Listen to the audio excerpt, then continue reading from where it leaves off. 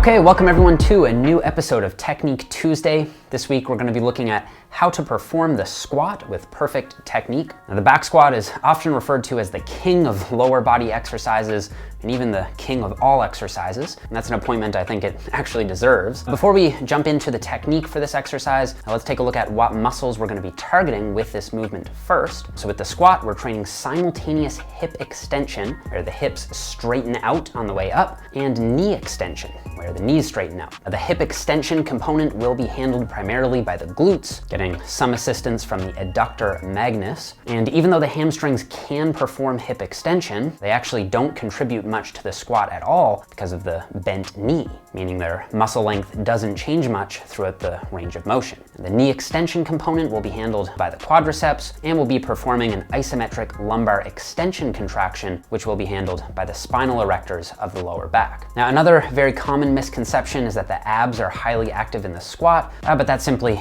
isn't true. EMG data shows low abdominal activity in the squat, which makes sense given that their function is spinal flexion and anti-extension, neither of which occur in the squat. So we're mainly looking at the glutes, quads, and spinal erectors as the muscular targets of the squat. And because the squat involves multiple joints and large muscle masses, it's very conducive to progressive overload and should be trained with relatively heavy weight in a low to moderate rep zone. And while there are exceptions, doing squats for greater than 10 reps or so will usually cause your cardiovascular system to fatigue before your leg musculature, leading to sloppy form, worse strength gains, and lower muscle activation. Now, generally, I recommend loading the squat with at least 70% of your 1 rep max, or in the 5 to 10 rep zone if your goal is primarily hypertrophy, and the 3 to 6 rep zone if your goal is primarily strength. And again, there will be exceptions to this. Now, it's important to be very objective about where your form stands and possibly consider lightening the weight on the bar for a few months while you master the technique, and then you can build your way back up to your previous loads with good form. A few months of not going as heavy as possible will be far better than taking a few months off due to an injury from lifting beyond your capability. Before approaching the bar, do a quick check to make sure you have the right weight on both sides and that the bar is centered in the rack. You want to position the bar height so that when you unrack the bar, you aren't hitting the J hooks during the walkout. And for most bar positions, around armpit height will be a good height. Now, for reasons I've discussed in another video, which I'll link below, I think people actually exaggerate the practical difference between a high bar squat with the bar resting up on your traps and a low bar squat with the bar resting down on your rear delts. Now, research shows that ultimately the high bar squat may be a bit more quad dominant and the low bar squat may be a bit more hip dominant. Now, in my experience, I think the high bar squat tends to protect the lower back more and tends to feel a bit more comfortable for many people. So we'll be squatting with the high bar position here. Now, the bar is too high if it's pushing your head forward, and it's too low if it feels like it's gonna slide down your back. You wanna position your hands as comfortably close to your shoulders as possible, as a closer grip here will activate the muscles of the upper back better, leading to a more stable base of support for the bar. Your hands should merely be stabilizing the bar, keeping it mashed between your palms and your upper back, so you shouldn't be actively gripping the bar like you would in a bench press, and just let it really sit and settle in there on your upper back. So with both feet underneath the bar, you want to push your hips forward to unrack the bar, and don't make the common mistake of squatting the bar up with your knees, as this will cause unnecessary quad fatigue before the actual lift itself and can contribute to knee pain. You want to take 3 steps backward, 1 small step with your non-dominant leg, 1 medium step with the other leg, and then a 3rd mini step to get your feet even. Once your feet are set, they should be planted with about a 15 to 30 degree foot flare. In general, you just want to make sure that your feet are at least wider than shoulder width. Now that you've got the squat set up, it's time to actually execute the lift, and we're going to split this up into 3 distinct phases: brace, descend, and lift.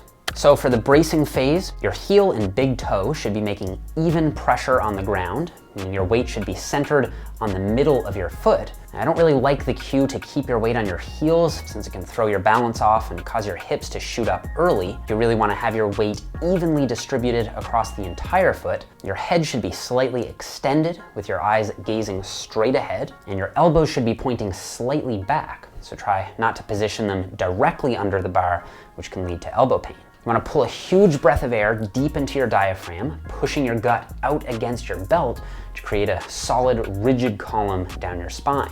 Now you're fully braced and ready to begin the descent. Now for the high bar position, you want to break at the hips and the knees at the same time. So just looking at the knees first here, you want to push your knees forward and slightly out so that they track in the same direction as your toes, while at the same time sitting your hips straight down. You should be pushing through your heel, big toe, and pinky toe throughout the eccentric, keeping an even weight distribution through your feet. And when viewed from the side, the bar path should be a perfectly straight line, moving straight down, centered directly over the middle of the foot. You want to lower the bar under control, actively driving your upper back into the bar and not allowing your chest to fall forward. You don't want to descend excessively slowly to the point where you start to lose gas too early. And generally, you only want about a 1 second negative on the squat. Now, when it comes to squat depth, I recommend at least squatting parallel to the ground as a minimum standard for hypertrophy and general strength. However, for regulation technique, you technically do need to get the hip crease below the knee joint, meaning you will have to go below parallel. And I think most people should be able to squat to this depth when using a high bar position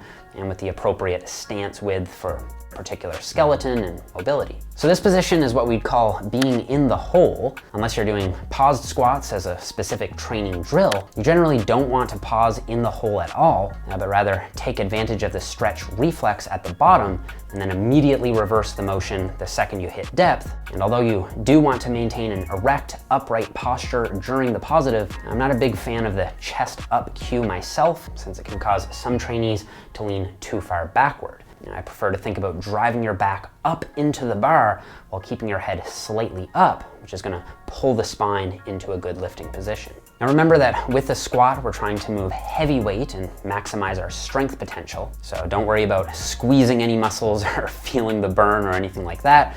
You want to explode out of the hole as if you were trying to jump through the ceiling. Now I personally keep my breath held until about 2/3 of the way up, at which point I exhale. And once I'm back up to the top, I'll begin the bracing phase again, take another deep breath in, and then repeat for however many reps my program calls for. Now, because there are so many errors with the squat, I may have to just do another video on just the mistakes alone. I did actually do one myth bust video explaining why you should actually let your knees come forward past the toes and why the cue to keep your knees behind the toes can actually be harmful to the lower back, and I'll link that in the description below. Now, but other than that, I would say one really common error that I see is knee valgus, or having the knees cave in, either on the negative or the positive. This usually stems from lack of proper hip external rotation. So you want to make sure your feet are adequately flared out, which will help. And then you want to actively think about driving your knees out in the direction of your toes, but not excessively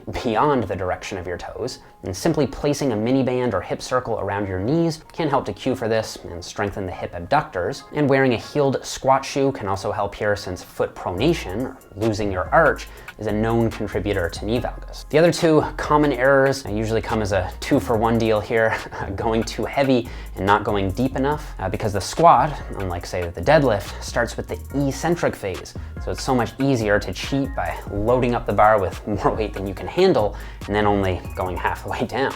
Whereas on the deadlift, if you can't lift the weight, then it just stays where it is on the ground.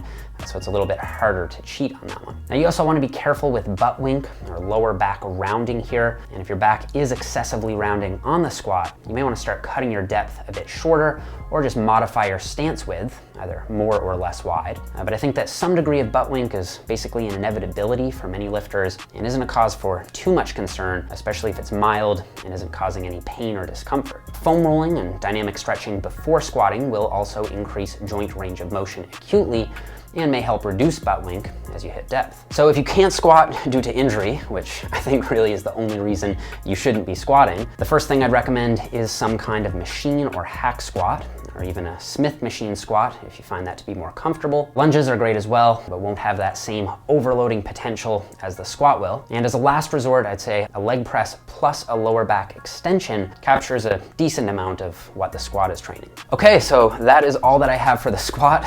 Before you guys click out of the video just yet, I want to let you know I just launched a new squat program on my website. It's a 10-week program, and it has some squat variation hit 4 times per week, with volume tapering down to a new 1 rep max test test in week 10. And I would say that if you've been trying to get your squat up, there's absolutely no way that this program won't increase your squat max. I would say if you do run it for the 10 weeks and you don't set a new PR, just send me an email and I'll send you a full refund for the program. And I'm actually launching this program for just $12.99 for this week, and it's gonna go up to $19.99 after that. So to give you some idea here, this is week 1, day 1. So you have all the squat work and then all the lower body accessory work programmed in for you, plus coaching notes from me. But the upper body work is flexible, so you should be able to really easily fit this squat routine into your current routine. And I do give some guidance on how you can set that up with different splits. So anyway, you guys can learn more about that if you're interested on jeffnippard.com. And like I said, it'll be 35% off up until next Tuesday only. So if you're wanting to grab it, take your squat to the next level, you can check that out at the first link in the description. Thank you guys so much for watching the video. I really appreciate it. Leave me a like if you enjoyed the video. Don't forget to subscribe so you don't miss future Technique Tuesday episodes. And I'll see you guys all here next Tuesday for the